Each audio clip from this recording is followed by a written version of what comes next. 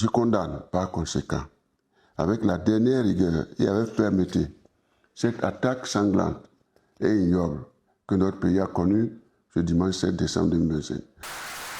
C'est une arrivée triomphale. Acclamé par les membres du gouvernement et l'état-major, le chef de l'État, Patrice Talon, prend place à un conseil des ministres extraordinaire convoqué quelques heures plus tôt. Face aux caméras, le président béninois laisse transparaître sa satisfaction. Un moment aussi choisi par les autorités pour livrer la version officielle de la tentative de coup d'État.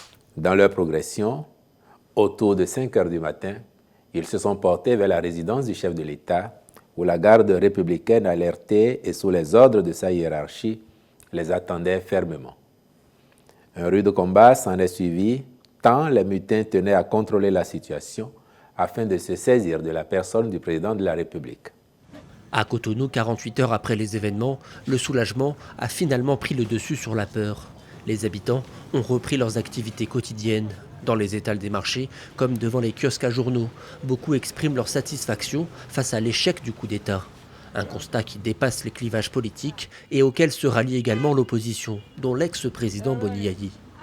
La dévolution du pouvoir d'État, selon mes convictions, répond à un seul principe cardinal et inconditionnel, celui des jeunes, celui du peuple, celui d'élections libres, inclusives et transparentes.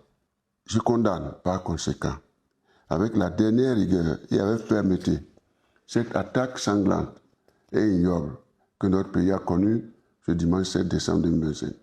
Des condamnations multiples aussi sur la scène internationale, dont celle de la France. L'Élysée affirme d'ailleurs avoir apporté un appui en termes de surveillance, d'observation et de soutien logistique aux forces armées du Bénin à la demande des autorités. Le président béninois avait également sollicité une aide militaire auprès de la Côte d'Ivoire et du Nigeria dès les premières heures du coup d'État visant à le renverser. Je suis fier de vous. Merci, monsieur le président.